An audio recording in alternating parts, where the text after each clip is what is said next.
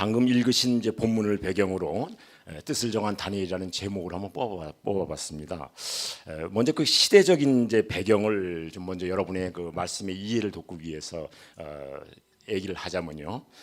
다니엘서 1장에도 1장 1절에 나와 있습니다만 남방 유다 왕, 그 이스라엘의 남방 유다 왕 여호와김이 집권한 지 3년째 되는 날, 그 이방인이었던 당시 막강한 그 나라였던 바벨론의 느부갓네살 왕이 침공을 했어요. 그 1차 침공인데 그 BC 기원전 한 605년 정도로 예산되는데요. 그래서 그 침공하면서 이스라엘의 그 남방 유다의 성전의 기물을 많이 가져다가 자기네들이 바벨론의 신을 모시는 신전에다가 거다가 보관을 했던 것이지요. 사실 이런 얘기는 뭐냐면 참 하나님 입장에서 보면 참 당혹스러운 일이지요. 근데 그것은 유다 민족의 그런 우상을 섬기고 하나님의 말씀을 거역한 그런 징계의 결과였던 것입니다. 어쩌나 이때 느부갓네살 왕은 그 제국화시키기 위해서 그 유다 나라를 제국화시키기 위해서 자기 나라로 동화시키기 위해서 왕족과 유다의 왕족들과 귀족들 중에서 재능이 있고 똑똑하고 또 앞으로 좀 장래가 촉망되는 소년들을 이렇게 볼모 내지 포로로 잡아온 거예요. 우리나라 역사 속에서도 그런 게 많잖아요. 고려 때도 그렇고 이조 시대 때도 보면 왕자들, 우리가 몽고의 침략을 받았을 때 왕자들이라든가 많은 신하들과 귀족들을 잡혀갔었죠. 볼모로. 그런 거와 비슷하지요. 그때 다니엘과 그 세 친구들, 그 중에 많은 소년들을 볼모로 잡았는데 그 중에 한 친구들이 다니엘과 그 세 친구가 이제 본문에 나오는 거예요. 그래서 다니엘이고 그 다음에 하나냐와 미사엘과 아샤라라는 세 친구도 그 중에 한 사람이었어요. 어쩌거나 그 중에서 좀 똑똑하고 장래가 있어 보였겠죠. 그래서 이들을 3년 정도의 기간을 두고 바벨론 제국식의 그런 특별 교육을 시킨 거예요. 그래서 어떤 그 자기네들의 필요한 인재를 쓰고 핵심 인재를 쓰고 또 식민지화 시킨 유다 민족을 동화시킬 목적으로 그런 전략적으로 그렇게 교육을 시키고 학문을 가르치고 자기네 문화를 전수시키기로 한 거예요. 이것은 사실상 뭐 그들을 어떤 잘 키워서 이렇게 한 차원보다는 어떻게 보면 정체성, 유다의 정체성 아시잖아요. 그거를 말살하고 자기네 민족으로 동화시키기 위한 고도의 전략이었죠. 오늘날도 우리 신앙생활을 합니다만 그런 영적 포로 시대랄까? 그 세상에서 어떤 세상적 영적 포로 시대에 살고 있다고 봐도 사실 과언이 아니죠. 그래서 세속적인 세상 가치와 문화들이 끊임없이 교회를 흔들고 어떤 그 신앙의 기준선이랄까요? 그런 것을 다그만 허물라고 하는 그런 세상의 모든 것들이 교회 안에조차 들어오죠. 심지어 여러분 알다시피 코로나 3년을 거치면서 어떻게 됐어요? 그때 물론 법적으로 어쩔 수 없이 격리시키는 차원에서 예배를 교회에서 못 드리게 하다 보니까 집에서 온라인으로 예배 드렸잖아요. 근데 그게 익숙해져 가지고 코로나가 끝났음에도 불구하고 이제 교회를 나가기 싫어하는 거예요. 뭐 이게 편리하잖아요. 그게 또 익숙해져 가지고 그러다 보니까 신앙이 떠나고 말씀을 떠나게 되고 지금 한국 교회가 제가 현직에 있을 때 한 5만 교회, 뭐 심지어 6만 교회까지 봤는데 거기에 1200만 성도라 했잖아요. 지금 교회가 거의 반 뭐 이런 말에 뭐 반토막 나고 3분의 1 토막이 났어요. 교회마다 조금씩의 뭐 들고 날고 짧은 건 있겠습니다만 이렇도록 어떤 세상의 문화라든가 어떤 여러 가지 그런 세속적인 가치관들이 교회 안에까지 들어오고 또 성공적인 그런 신앙이라든가 복음이 아닌 뭐 그런 것도 들어오고 그러다 보니까 점점 세상의 물결을 지켜내지 못하고 거기에 타협을 하게 되고 편리함에 젖어버리는 거지요. 마치 뜨거운 물에 서서히 죽어가는 깨구리 마냥 말이죠. 그래서 오늘은 이 다니엘을 통해서 다니엘은 그러면 그런 포로로 잡힌 그런 상황에서도 그들의 정체성을 잃지 않고 끝까지 자기의 뭐랄까요 신앙의 마지노선이랄까 그걸 지켜서 우리에게 참 큰 기감과 또 울림을 주는 하나의 대표적인 그런 말씀이죠. 특히 다니엘은 저도 직장생활을 했습니다만 고위관직으로서 그 오랫동안 직장생활을 했던 사람이에요. 총리까지 했죠. 제국이었지만 비록 포로로 잡힌 그 나라에서 말이죠. 그래서 여기서 다 직장생활 하시고 사업을 하신 자영업 하신 분도 있으리라고 믿습니다만 어떻게 보면 다니엘 같은 사람은 저 같은 경우 저도 직장 신우회를 많이 활동했거든요. 그러니까 직장 신우회 활동하는 사람들은 그 세속적인 중에 직장이라는 것도 어떤 세상의 한가운데인데 그 속에서 크리스천으로서 어떻게 정체성을 잃지 않고 자기 직장 생활과 이렇게 조화롭게 하면서 자기의 신앙을 지키느냐 그런 데서 많이 갈등을 느끼고 또 도전을 받게 되거든요. 이 다니엘도 그런 상황이었어요.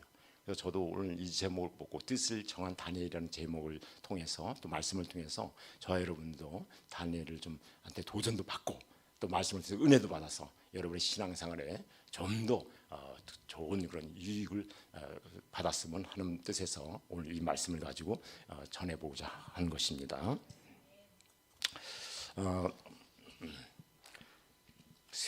그러면 이 바벨론의 그 신앙의 정체성을 어떤 식으로 흔들어 놓았냐 그 전략적인 측면에서 보면요, 먼저 이름을 바꿔버렸어요. 이름을 그 볼모로 잡은 소년들의 이름을 다 바꿨어요. 그래서 여기 본문에도 이제 나옵니다만 원래 다니엘이나 또 미사엘이나 아사랴는요 이게 그 유다의 그런 이름인데 그 뜻에는 이런 게 있어요. 다니엘은 엘은 여러분은 저는 이제 신학을 우리 목사님하고 신학을 했습니다만 제가 지금 무릎이 가끔다 따끔따끔한데 엘이라는 건 하나님을 뜻해요. 엘. 근데 이거 다니엘도 그래서 하나님은 나의 심판자라는 이름이에요. 우리나라도 뭐 이름이 다 자기 뜻이잖아요. 저는 세북종의 발군명인데 그 뜻이잖아요. 그다음에 그게 이제 사드락으로 바꿨어요. 바벨론에서는 그들이 바벨론에서는 이건 달의 벨이 보호하신다. 벨이라는 바벨론의 어떤 그 우상 신이거든요. 그다음에 미사엘은 하나님과 같은 자가 누구인가. 근데 그 이름 뭘로 바꿨냐면 메삭으로 바꿨어요. 사드락으로.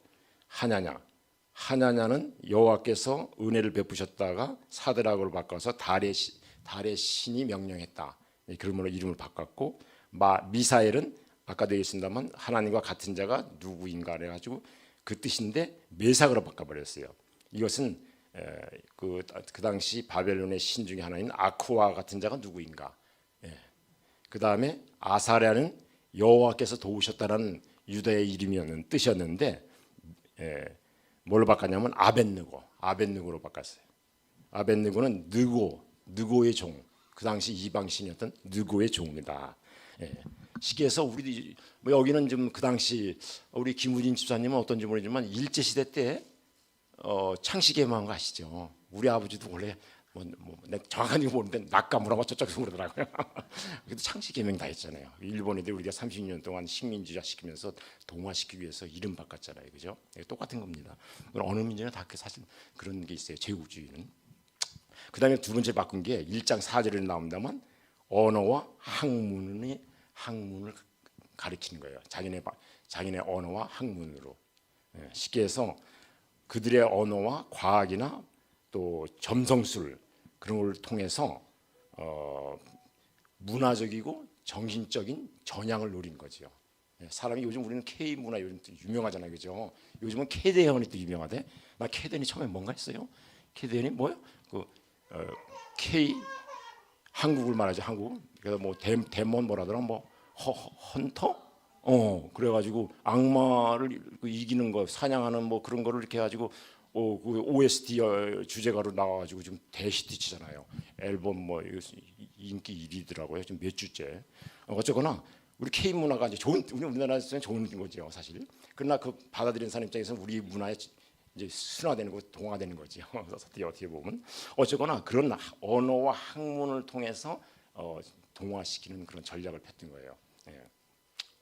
그다음에 세 번째가 뭐냐면 음식을 강조했어요. 음식.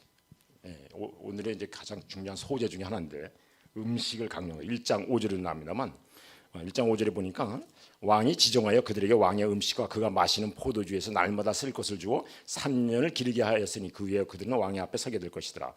왕의 마시는 음식과 포도주를 먹게 했어요. 근데 여기는 엄청난 비밀이 있어요. 비밀.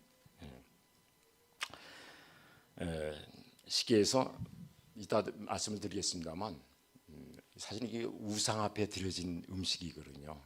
이따 말씀을 드리겠습니다만 자, 이런 바벨론의 동화 전략 속에서 환경 속에서 볼모와 포로로 잡혔던 다니엘과 그 세 친구들을 어떻게 대응을 했느냐 이걸 한번 참고를 얘기해 보려고 합니다. 학문과 언어와 또 이름도 바꿨는데 사실은 포로된 입장에서 살기 위해서는 사실 그거 자체를 거절한다는 건 쉽지 않습니다.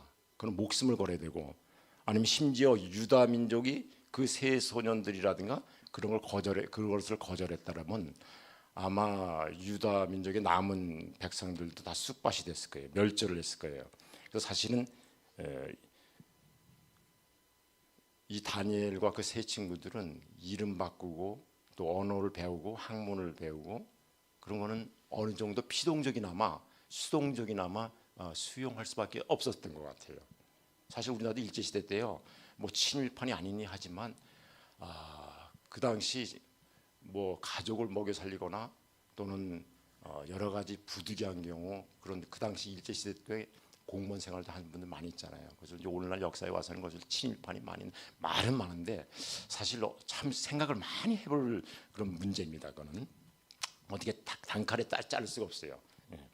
그래서 이 다니엘과 친구들도 그런 상황에서 유다와 학문을 접했습니다만, 자 이런 상황에서 특히 다니엘과 그 세 친구들은 이런 자신의 그런 상황을 어떻게 해석을 했냐면 본문의 전체적인 맥락을 보면 하나님께서 우리 유다 민족이 하나님 앞에 우상을 섬기고 말씀대로 살지 않으니까 징계를 주셨지만 하나님께서는 그래도 우리를 이쪽에 비록 바벨론에 와서 볼모로 잡혀서 포로 생활을 하지만 이 땅으로 보내주신 것은 사명이 있을 것이다. 사명의 그런 땅으로 보내신 것이라고 그런 하나님의 섭리 가운데 있다고 다니엘과 그 세 친구는 믿었던 것입니다. 여러분 그 이집트에서도 모세가 시브리족이었음에도 불구하고 왕자로서 이집트의 학문과 언어를 다 배웠잖아요. 그래서 나중에 그걸 바탕으로 해서 바로 왕하고 이렇게 저거 할 때 협상을 할 때도 다 그런 언어와 학문과 적을 아니까 지피지기 백전백승이라고 그런 속에서 다 써먹었던 거예요. 그러니까 하나님의 섭리 가운데서도 그렇게 이집트로 보낸 모세처럼 다니엘의 세 친구들도 하나님 섭리 가운데 이렇게 바벨론에 파송받았다고 믿음의 관점에서 본 것이지요. 그래서 내가 비록 이 땅에 이렇게 왔지만 사명의 땅에 왔기 때문에 내가 그 정체성만은 유지하고 그러나 받아들일 건 받아들인다. 그런 것으로 한 거지요. 여러분 크리스찬이라고 밤낮 성경만 보고 뭐 또 찬양만 할 수는 없잖아요. 우리가 직장 속에서 세상 속에서 우리가 일을 해야 돼요. 여러분 직장에 가면 열심히 일을 해야 됩니다. 이게 신앙입니다. 또 학생들은 학교에 가서 열심히 공부하는 것이 이게 신앙이고 거룩입니다. 물론 교회에서 찬양하고 예배드리고 말씀 보는 것도 신앙의 좋은 거룩한 모습이지만 우리가 세상 가운데 있을 때도 하나님께서 이 세상에 파송했다고 여러분이 믿고 다니엘처럼 여러분 열심히 일하고 또 열심히 또 배울 건 배우고 그런 것도 필요하다는 겁니다. 심지어 이제 근데 우리가 이렇게 보면 어떤 사람은 자기 믿음이 좋고 아주 담대하다 그래가지고 당군의 그 동상 머리를 옛날에 뭐 한때 꽤 오래된 얘기예요. 도끼로다가 그냥 깨 부숴버렸잖아요, 그죠? 그래서 뭐 구속은 됐습니다만 이렇게 과격하게 한 거는 글쎄요, 이게 좋은 신앙일까? 이거 퀘션 마크인데 이것도 세상 속에서 빛과 소금의 역할을 해야 되는데 비록 타 종교라 해가지고 이방 종교라 해서 그렇게 물리적으로 한다는 거 이렇게 난 거룩한 그런 행위라고 볼 수는 없을 것 같습니다. 여호와 증인들도 군대 안 가요. 여호와 증인 군대 안 갑니다. 근데 우리나라 같은 경우 남북한이 대치하고 있는 상태에서 군인 안 가는 것이 이게 신앙인으로서 할 도리인가? 또 헌법상에도 국방의 의무가 있는데 그 생각해 볼 문제죠. 그래서 그 사람들 자기네 믿음과 교리 때문에 군대 안 가고 감옥 갑니다. 감옥 갑니다. 저는 그렇게 생각해요. 우리가 이 세상과의 연결고리가 없고 또 세상 속으로 가지 않으면요 전도할 수가 없어요. 선교할 수가 없어요. 그래서 어떻게 보면 크리스찬은 배라고 하고 한다면 세상은 바다라고 볼 수 있어요. 그러면 배는 항구를 떠나서 바다 가운데로 가야지요. 맨날 항구에 있어가지고 출항을 안 하면 어떻게 하겠다는 겁니까? 우리 뭐 왕승 성도님 있으면 요리 잘하는 사람은 요리 잘하고 그림 잘 그리는 사람 그림 잘 그리고 찬양 잘하는 사람 찬양 잘하고 그거 다 이게 사명이고 그게 또 신앙입니다. 거룩의 한 실천 모습들이지요. 그래서 우리가 어떻게 보면 믿음의 순수성은 지켜야 되는 건 지켜야 되지만 세상 가운데 살면서 어떤 불필요한 전투는 할 필요 없다고 생각이 듭니다. 어떤 사람은 술자리 가서 다 술 담배 하는 자리를 안 가려고 그러고 직장 생활에서 물론 본인은 안 하면 되죠. 근데 그걸 안 하고 또 심지어 가서도 세상적인 얘기하면 이제부터 내가 거룩한 전쟁이다 하고 막 싸우는 거예요. 그거 별로 아름답지 않은 모습 같아요. 세상 사람들은 술도 먹고 담배도 피고 심지어 지난번에 목사님 일하실 때 그 뒤에서 보니까 음담패설 뭐 그런 것도 하던 내가 맞나요? 그래.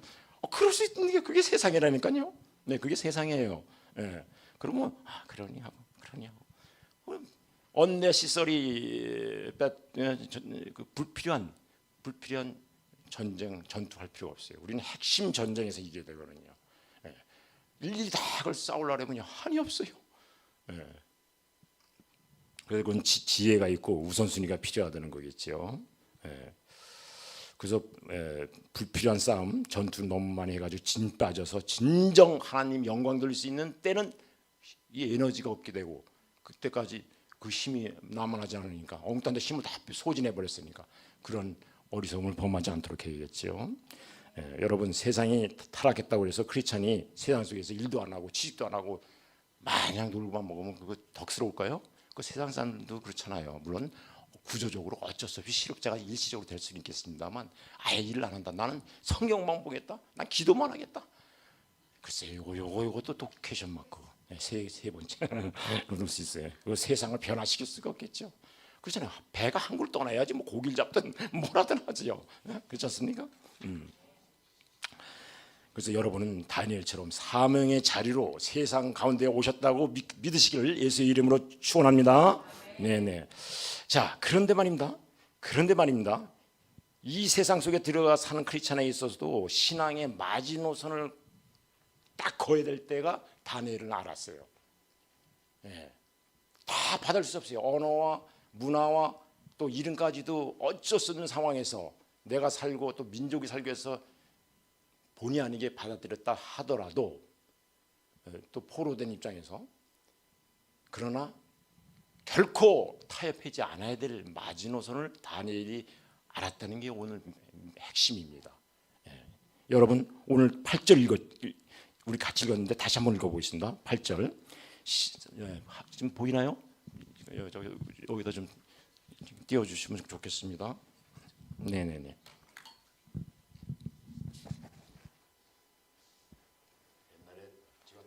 많이 쳐가지고 왼쪽 무릎 수술한 게 바늘이 탁탁 찌르듯이 이렇게 앞을 대서 이러면 휘청휘청해. 이해해 주시기 바랍니다. 자, 다니엘 1장 8절 함께 읽겠습니다. 시작. 다니엘은 뜻을 정하여 왕의 음식과 그가 마시는 포도주로 자기를 더럽히지 아니하니라 하고 자기를 더럽히지 아니하도록 환관장에 구하니. 아멘. 네. 자, 이게 다른 건 다 좋아. 이름 바꾸는 것까지 내가 좋아. 오케이. 언어 가르치는 거 좋아. 또 문화가 그들 문화를 받아들이는 거 좋아. 근데 이건 아니잖아. 뭐냐면 이 음식 문제였어요. 음식 문제. 자, 우선 음식 문제 얘기하기 전에 뜻을 정했다는 건 뭘까요? 뜻을 정했다는 걸 내가 이 설교 준비를 하면서 히브리어 보니까 심레브라고 돼 있어요. 네, 이거는 마음의 색이다. 마음 깊은 곳에 단단히 세운 결단이라는 의미래요. 마음 속에 깊은 곳에 단단히 세운 그런 결단이라는 거예요. 다니엘은 하나님 앞에서 이것까지는 아니지. 다른 건 다 내가 받아들일 수 있어. 그러나 이건 아니지 하면서 하나님 앞에 깊은 내면의 헌신적 결단을 내린 거예요. 이 음식 문제를 놓고 포도주를 왕이 마시던 포도주와 음식을 앞에 그 사람들을 먹도록 했지만 이거 그 음식과 포도주에 숨겨진 의미를 알기 때문에 이건 아니지라고 마지노 노선을 그은 거예요. 자, 이 왕의 음식과 그 포도주가 무엇이기 때문에 이랬을까? 그 당시 바벨론에서 그들이 믿는 신들이 많았어요. 제가 오늘 이거 설교 준비하면서 좀 찾아봤어요. 가장 그 주신, 핵심적인 주신이면서 수호신이라고 표현되는 신이 누구였냐면 마르두크였더라고. 마르두크. 그 다음에 농업의 신, 그 다음에 풍요의 신, 번영의 신 많아요. 이름은 다 기술할 수는 없습니다만 어쨌거나 그런 여러 우상을한테 바쳐진 음식과 또 포도주예요. 예. 근데 이 음식 속에는 어떤 의미가 있냐면 왕이 그 자기네 믿는 그 주신을 포함해서 그 이방 우상한테 바쳐진 음식과 포도주는 어떤 의미가 있냐면 바벨론 제국이 오늘날까지 이렇게 강대국이 되고 또 번영하고 또 성공한 것은 자기네들이 믿는 신들의 은혜와 축복 속에서 된 거라고 믿고 감사의 뜻으로 드려진 거예요. 우리 추수감사도 하잖아요. 우리도 유일한 하나님 앞에 그런 것처럼 그들이 바친 음식과 제물은 자기네들이 믿는 그 신이 축복해 주셔서 이 나라를 강대하게 해주고 번영해 준 그 은혜에 감사해서 드려진 거거든요. 그거는 뭐냐면 그다음에 이제 그거는 음식을 먹는 게 아니라 어떻게 보면 자기네들의 신앙 고백입니다. 이건 우리도 신앙 고백하잖아요. 고백하는 거예요, 사실은. 우리가 믿는 마르두크를 포함해서 그 신들이 우리를 축복해 주셔서 이렇게 든든하고 잘 먹고 잘 살게 해주고 저렇게 유다 민족의 소년들까지 다 끌어와서 우리가 마음대로 가르칠 수 있는 그런 축복과 권세가 있다라는 걸 그들에게 감사하는 거예요. 그 이방 신들에게. 내가 웃기는 얘기 한번 해볼게요. 좀 지루할 것 같아서 그런데 우리 재원이가 이제 우리 아들이 어렸을 때 큰 집에 갔어요. 우리 집사람하고 지난번에 얘기했는데 그분들 이번 추석 때도 가서 또 전도하러 가서 같이 손잡고 기도는 했습니다만 그때도 안 믿었어요. 제살 지내느라고 차례를 지내잖아요. 음식 놓고 절들 하잖아요. 우리는 물론 당연히 이제 뒤에서 기도만 하고 기립해 있었죠. 근데 우리 애들이 거기 같이 갔어요. 어릴 때 그때가 초등학생이었나? 어릴 때? 네, 5살 때. 5살 때니까 뭐 어렸겠죠. 연년생이니까 4, 5살 됐는데. 근데 나중에 집에 와서 보니까 장난감 레고 같은 걸로 뭘 싸놓고 거기다 엎드려 설하는 거예요. 그 우리 사람이 기겁을 해가지고 너무 놀래가지고 이게 제살 지내는 것을 거기 가서 자기네들이 보더니 따라하는 거예요. 이게 무서운 거란 말입니다.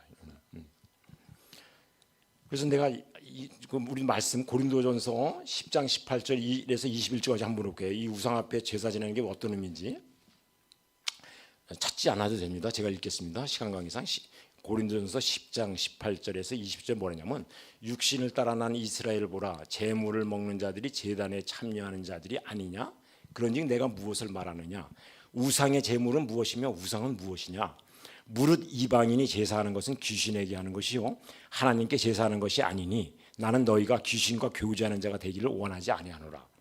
너희가 주의 잔과 귀신의 잔을 겸하여 마시지 못하고 주의 식탁과 귀신의 식탁에 겸하여 참여하지 못하리라. 예, 그러니까 이게 제사하는 것은요, 이방인이 제사하는 것에 귀신에게 하는 거라는 거예요. 귀신과 교제하는 거라는 거예요. 예.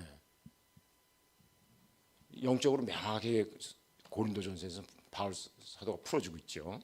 예, 이렇게 숨은 의도가 있는 거예요. 영적으로 보면요, 완전히 차원이 다른 거예요. 여러분, 우리 십계명에도 1계명이 뭐예요? 나의 일절 다른 신을 섬기지 말라는 거죠. 예.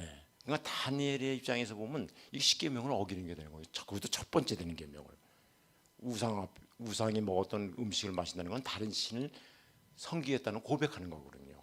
근데 왕이 먼저 먹고 그다음에 자기 밑에 이제 총리나 뭐 장관급 귀족 그 신하들을 먹고 그다음에 쭉쭉쭉 내려와서 마지막에 이 소년들 볼모로 잡힌 소년들한테 먹이는 거군요. 그럼 먹여야죠. 자기 또 그 건강도 해주고 또 영적으로도 자기네 어떤 마음대로 동화시킬 수 있는 그런 정신적 신앙적 바탕이 될 수 있으니까 그걸 노린 거지요. 그래서 먹는다는 거 이게 예배하는 거예요. 예배. 어떻게 보면 그 예수님 내 살을 먹으라 그랬잖아요, 그죠? 예수님 내 살을 먹으라. 이건 내 피요 살이니 내 잔을 마시라. 한 거 아니에요? 할렐루야. 그래서 이것은 그런 음식을 먹는다는 건요, 그들을 나의 신으로 고백하는 그런 엄청난 그 심각한 신앙적 문제를 안고 있는 거예요. 예, 아까 언어 배우고 학문 배우고 문화를 하는 그 전수 받는 거하고는 완전히 그 디멘션 차원이 다른 얘기입니다. 예. 신앙인이 갈 거냐 아니면 신앙으로 아주 배도할 거냐는 그런 엄청난 그런 기준점이 되는 거예요. 그렇기 때문에 다니엘은 이건 아니지. 이게 마지노선 신앙이 마지노선을 잡고 뜻을 정해서 내가 먹을 수 없다고 하는 거예요. 제가 저는 이제 수협에 오래 근무했잖아요. 그 수협 강남 금융센터장 센터 지점장 할 때 그때 이제 그 역세권 강남 역세권의 오피스텔 그때 한 정확한 금액은 기억이 안 납니다만 한 몇백억 정도의 그런 PF 대출을 많이 했거든요. PF 대출하면 이제 시공사가 착공식을 해요. 착공식. 예. 착공식 하는데 여러분 착공식이나 차 사고 그럴 때 뭐 하죠? 고사. 이 사업 잘 되게 해달라고. 예. 차 사고 안 나게 해달라고. 뭐 갖다 놔요? 돼지 머리 놓고. 그러니까 이제 그 시공사 주관으로 이제 착공시하니까 우리는 자금을 지원하는 금융사 입장이니까 우리도 초대받고 시행사 초청받고 관계되는 많은 분들이 하객으로 왔어요. 착공식에 테이프도 끊고 테이프 자기 가위로 칙칙 끊는 거 하얀 장갑 끼고 쭉 섰죠. 그 다음에 이제 고사진했다. 거기서 한 사람 나와서 먼저 돼지 머리에다가 10,000원이나 50,000원짜리 딱 꽂겠죠. 꽂았죠. 그 다음에 뭐예요? 꾸벅 진찰하는 거예요. 고사지는 거잖아요. 그럼 그게 뭐 샤머니즘 되지 뭐 전통적인 의식이라 할 수는 있어요. 그러나 다음에 순서가 짝짝저러니까 금융사 대표 이종명 지점장님께서 나와셔서 하겠습니다. 이러네요. 근데 나는 이제 벌써 딱 그런 흐름을 알았지요. 착공식 초대받을 때. 그래서 나는 내 나름대로 뜻을 정하고 나는 여러분 저는 크리스찬입니다. 네. 저는 절 대신 기도를 하겠습니다. 전능하신 하나님, 사업이 잘 되고 안 되고를 주관하시는 만군의 여호와 하나님 앞에 기도하겠습니다. 할렐루야. 예, 뜻을 정하고 결단 내는 거예요. 이게 어려울 것 같지요? 쉬워요. 나는 수협 다닐 때 수협에서 우리 그 당시 물론 내가 야간으로 신학해서 목사인 줄 아는 사람도 있었죠. 시점 차이는 있겠습니다만 우리 행장님도 이 목사님은 술 안 하시죠. 여기 뭐 전부장 회의할 때도 끝나고 나서 이제 회식하잖아요. 술 안 하시죠? 술 안 하죠. 그분 집사였어요. 서만교회 집사. 누구라고 밝힐 수는 없지만 어쨌거나 이게 처음에는 어려울 수 있어요. 그런 상황에서 사실 다른 사람 다 고사 지내고 돈 주고 절하는데 혼자만 대표기도 하겠다? 뭐 그 안에도 크리스찬들 있겠습니다만 생각보다 진짜 약간 갈등 느끼지 않을까요? 쉽지 않습니다. 근데 이게 습관이 중요한 거예요. 영적 생활 습관. 원래 다니엘은 저기서 보면 얘기는 뭐 이따 해도 되겠습니다만 원래 습관적으로 기도하던 사람이에요. 6장에 나오죠. 6장에 다니엘이 6장에서 보면 그 당시에 이제 제국이 왕국이 바뀌어서 메대 다리오 왕 때 총리가 됐어요. 그 총리가 세 있었는데 워낙 이 다니엘이 하나님 앞에 지혜를 받고 출중하니까 두 총리들이 시기했어. 근데 아무리 봐도 이게 허점을 찾을 수가 없는 거야, 다니엘한테. 근데 이 친구는 율법 가운데서 신앙 가운데 약점을 찾아야겠다. 그 뭘 했냐면 자기네 왕으로 하여금 금령 조서를 썼어. 앞으로 한 달 동안에 사람이나 다른 신한테 기도하고 절하는 자는, 구하는 자는, 간구하는 자는 사자굴에 던지겠다 그랬어요. 근데 어쩌나 다니엘은 그걸 알고도 습관을 따라 예루살렘을 향하여 창문을 열고 하루에 3번씩 무릎 꿇고 기도하고 하나님께 감사했다라고 되어 있어요. 알고 계시죠? 그것처럼 이 습관이 중요한 거예요. 우리 신앙생활도 뜻을 정하고 습관을 따라 신앙생활을 제대로 해야 돼요. 개념적인 이게 하루아침에 안 돼. 이 11조 같은 것도 쉽게 할 것 같지요? 아니요. 조금 있을 때부터 하기 시작하는 거예요. 그래서 우리 애들도 그래서 그게 돼서 우리 좀 막내는 그렇게 습관이 돼서 좀 하는데, 지금도 하는데 처음부터 작을 때부터 이 습관을 쫓아. 그리고 결단을 내려야 돼요. 결단. 습관 따라 하다가도 결단을 안 내리면 안 되는 거예요. 이 분명한 스타트 점이 있어야 되는 거예요. 어쨌거나 이런 다니엘이었습니다. 이건 아니지. 마지노선을 딱 긋은 거예요. 결단, 뜻을 정하여 결단을 내린 거죠.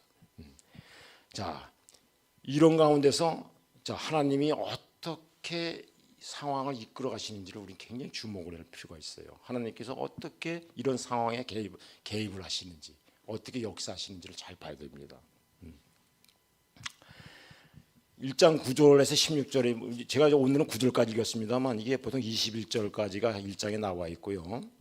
이게 전체적인 맥락을 보면 더 이해가 쉬운데 9절에서 16절 사이에서 뭐가 있냐면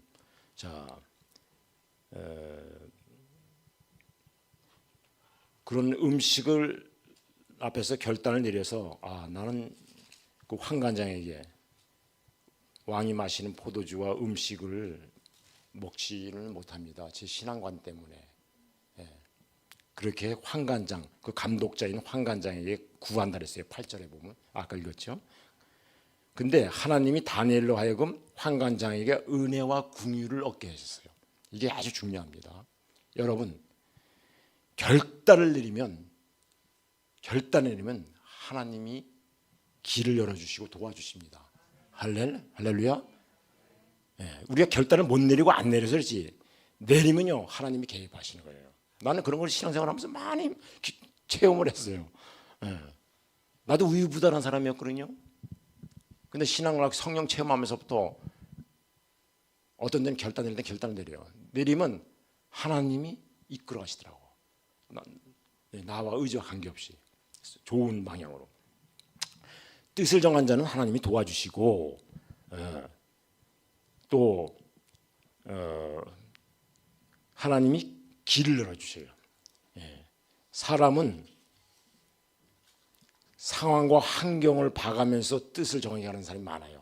어떻게 보면 그 사람들이 이성적이고 합리적일 수가 있어요. 세상의 관점에서 보면.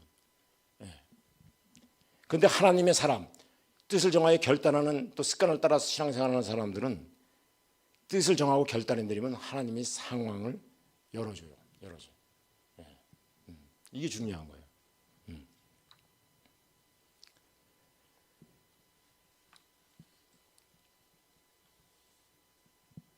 여러분 그 장기 잘 뜨는 사람 있잖아요. 장기.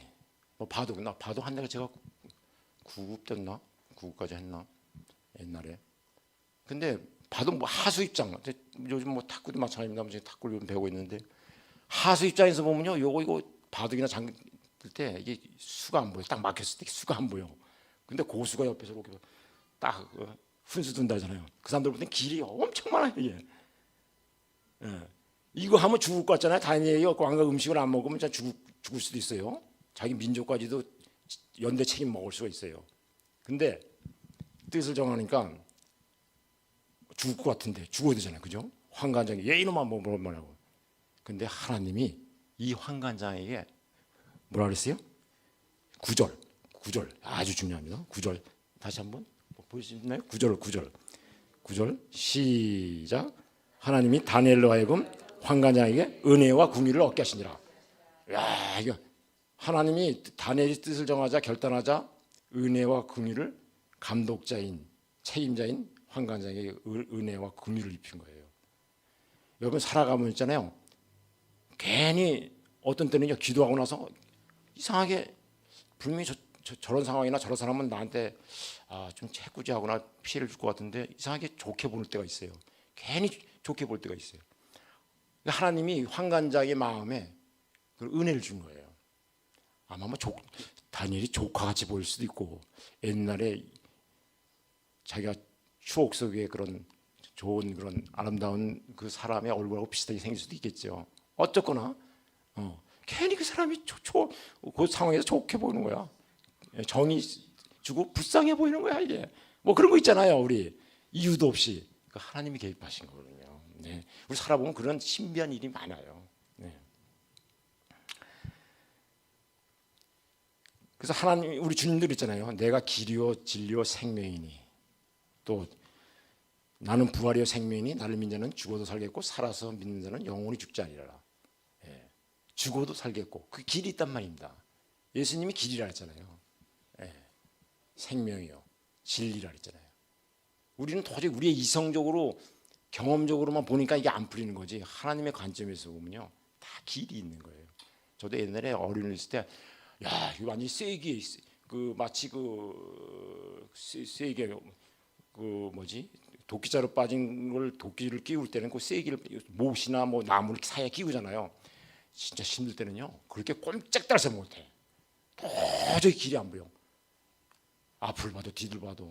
근데 하나님이 역사하시니까 하나님 개입하니까 풀리더라고요. 몇 년 있다가 뭐 시간의 차이는 있겠죠.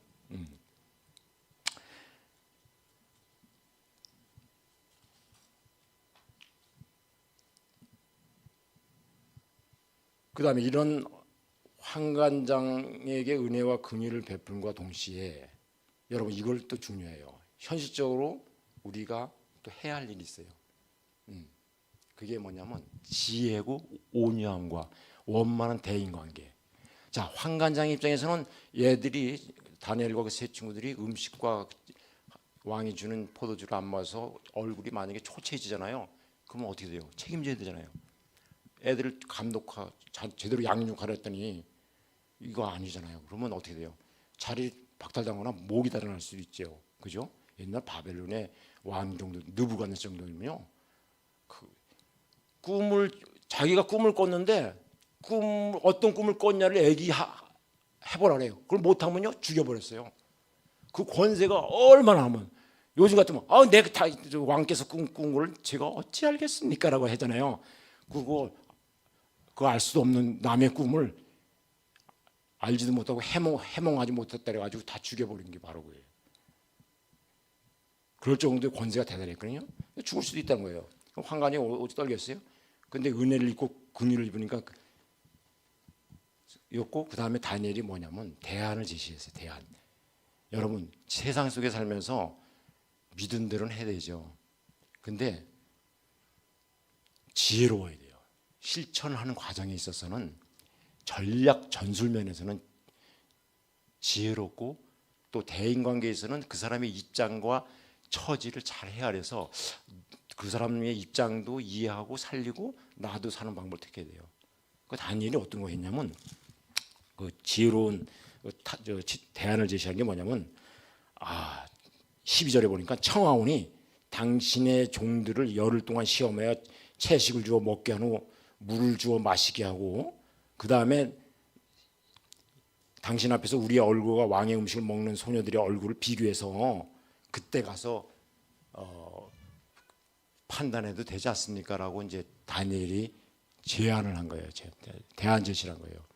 다시 말해서 먹어서 우리가 얼굴이 좋고 건강하면 굳이 우리가 뭐 그 왕의 음식과 포도주를 안 먹어도 괜찮지 않겠습니까? 이제 그런 뜻이에요. 예. 대안 제시를 한 거예요. 예. 그러니까 우리가 이 세상 속에서 살아갈 때 어떤 다 상대방의 입장 무시하고 내 믿음이 따르고 내 신앙만 좋다고 해서 무대뽀로 가면요, 그 믿음대로 하버리면 이게 항상 추락을 갈등이 일어나잖아요. 근데 기도하면서 지혜를 구해야 돼요. 이런 상황에서 내가 어찌하면 좋겠습니까? 대안제시를 한다든가. 그 사람이 사실 잘못하면 목이 달아나잖아요. 또 직장 속에서 그러잖아요. 예.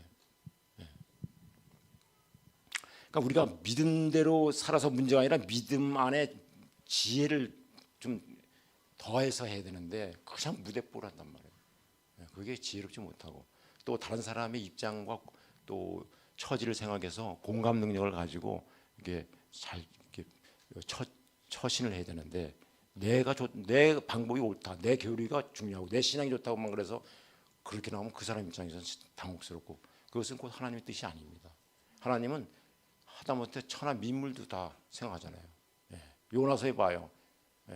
가축들과 그 사람들을 12만인가요? 그 사람들 다 생각하늘 하물며 뭐 박농쿨 뭐 그 얘기 나오면서 그 얘기 했잖아요. 그렇기 때문에 또 악한 것도 좋을 땐 다 쓰임 받는 게 있어요. 여러분 직장이나 사회생활할 때 저 사람 없었으면 좋겠어. 너무 나를 괴롭히고 스트레스 받게 해. 근데 그 사람이 언제 상황에서는 디딤돌로 쓸 때 있고 그 사람 때문에 내가 비록 지옥 같은 상황이었지만 그 사람 때문에 어떻게 보면 몽둥이 역할을 해서 내가 더 좋은 곳으로 환경으로 빠져나올 때도 있어요. 난 저래서 그런 거 많이 봤거든요. 그런 사람 많이 봤어요. 근데 인생 새옹지마거든요. 전화위복이잖아요. 우리 하나님은 전화위복이 하나님이에요. 새옹지마의 하나님이에요. 악한 사람은 미워할 필요 없단 말입니다. 그 사람이 필요한 상황에 거기 있을 뿐인데 그것 때문에 오히려 디딤돌이 될 수가 있어요. 그게 아직 신비한 지죠. 그래서 악한 것도 좋은 곳에 쓸 때가 있는 거예요. 그래서 미워할 필요도 없다는 거예요. 자,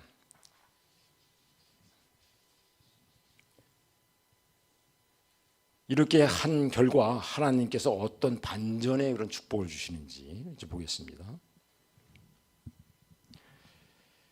열흘 후 다니엘과 세 친구의 얼굴을 봤더니 이거 봤더니 말입니다. 이게 몇 장이에요?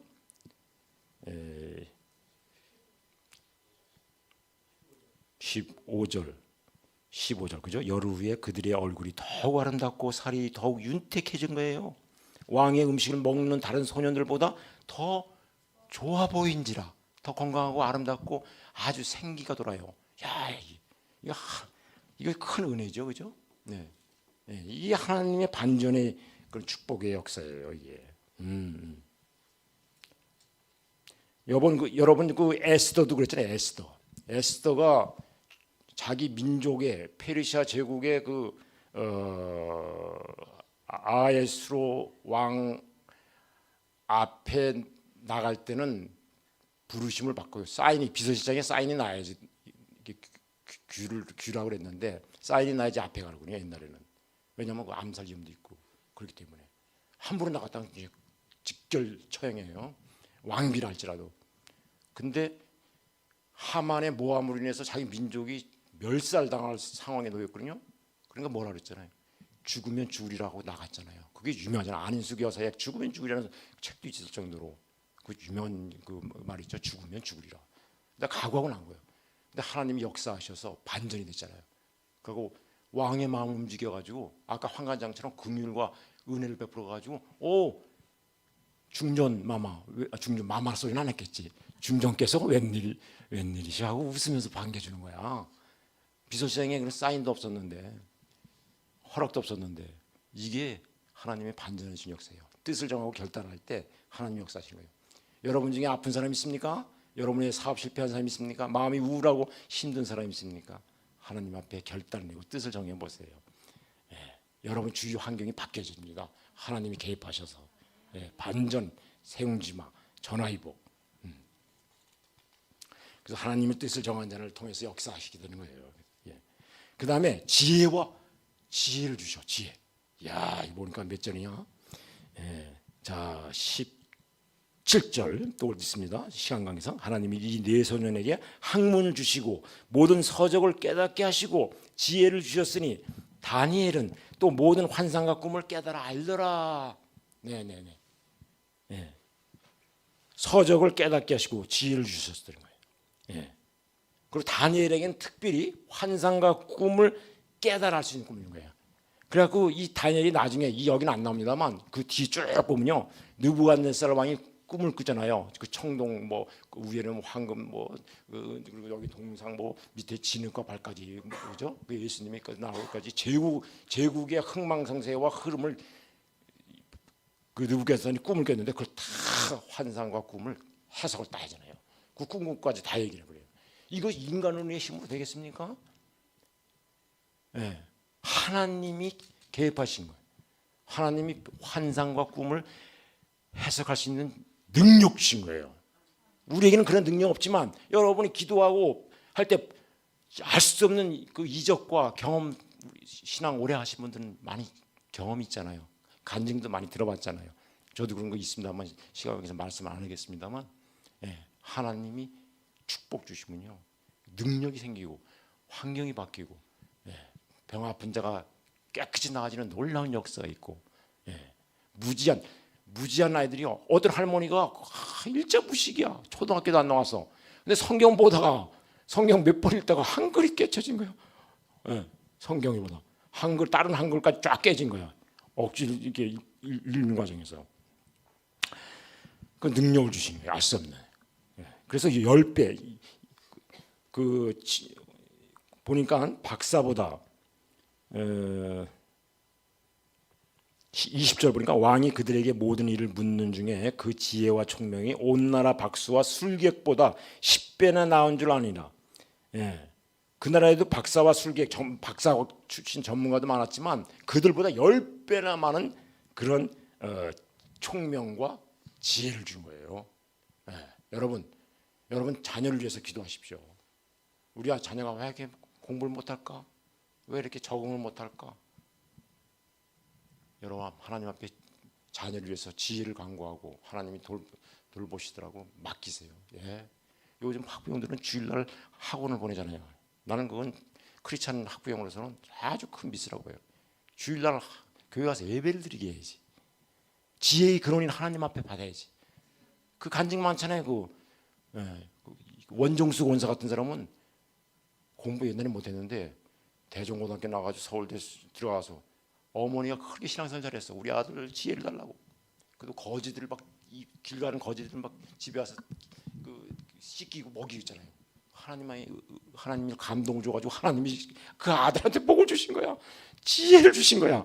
그래가지고 서울대 수석 졸업하고 지금 세계적인 암 권위자가 되고 세계적인 선교하는데 앞장서요. 지금도 하시는 걸로 돼 보십니다. 아주 오래됐습니다만. 시간이 이제 많이 가서 그러는데 이제 좀 정리를 하겠습니다.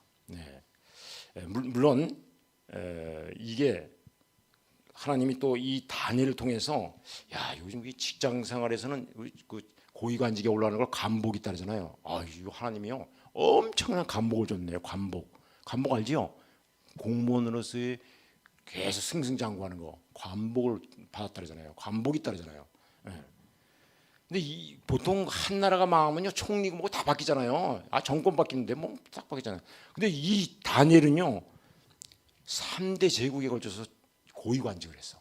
아까 메대 제국 때는 총리, 그 다음에 페르시아 바사 제국 때는 그때도 고위관직이 있었어요. 그래서 다니엘 6장 28절에 보니까 이 다니엘이 다리오 왕의 시대와 바사 사람 고레스 왕의 시대에 형통하였더라.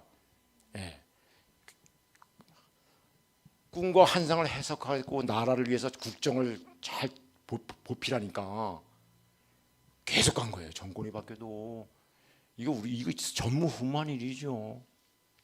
하나님 쓰시겠다 그러면 이방 제국도 아는 거야. 이방 왕도 아는 거예요. 이거 필요한데. 요셉도 그렇게 했잖아요. 애굽에서 총리 있었잖아요. 그 7년 흉년 풍년구 그 해결해주고. 그래서 이제 말씀을 이제 정리하겠습니다만, 여러분 오늘날 우리의 주변의 환경을 보고 또 신앙적인 그런 여건을 보면요, 그때나 지금이나 똑같이요. 아까도 했습니다. 영적 세상에서 관점에서 보면 우리도 세상에서 사단과 마귀가 들끓는 이곳에서 세속적인 문화와 또는 가치가 끊임없이 우리를 흔들어잖아요. 그죠? 신앙의 마지노선까지 술 먹어도 돼. 주일 안 지켜도 돼. 한 번 빠졌는데 뭐 어때? 그렇게 하지만 그렇게 유혹을 하고요. 그런 요구에 직면되는 게 오늘날 크리스찬의 모습들이에요. 다니엘이 있었던 그 시대와 다를 바가 없어요. 환경만 조금 형태만 다를 뿐이지 똑같습니다. 알잖아요, 여러분. 우리는 영의 싸움이잖아요. 그래서 오죽하면 전신갑주를 입으라 하잖아요, 영적으로. 그래서 우리는 다니엘처럼 비록 이 세상 한가운데 있지만 다니엘처럼 뜻을 정하여 신앙의 마지노선을 지켜야 될 줄로 믿습니다. 네네. 우리는 세상 속에 살지만 세상에 결코 물들지 않아야 됩니다. 배가 바다에 떠 있지만 바닷물이 배 안에 들어올 때는 어떻게 돼요? 구멍을 막아야죠. 못 들어오게 막아야죠. 물 들어오면 어떻게 돼요? 자기도 죽어요. 그잖아요. 그러니까 우리는 배잖아요. 크리스찬은 배고 세상은 바다라고 하지만 바닷물이 배 안에 못 들어오게 될 거 아니에요. 그건 사수해야 돼요. 목숨과 영혼을 걸고. 여러분, 또 여러분은 우리가 뜻을 정할 때 하나님이 길을 열어주시고 상황을 이끌어 가시잖아요. 우리 아까도 말씀드렸습니다. 그렇기 때문에 여러분 두려워하지 마세요. 하나님께서 우리가 만나는 사람과 우리 만나는 환경 가운데서 은혜와 긍휼을 베풀어서 우리가 결단 내리고 뜻을 정할 때 하나님께서 친히 선한 길로 인도하시고 합력해서 선을 이루는 걸로 하나님께서는 이끌어 가십니다. 그런 분이 하나님이십니다. 그런 하나님을 믿으시길 바랍니다. 다니엘처럼 여러분도 삶의 현장 속에서 세상 가운데 살지만 뜻을 정하여 하나님께 영광 돌릴 수 있는 저와 여러분 되시기를 예수 그리스도의 이름으로 축복합니다.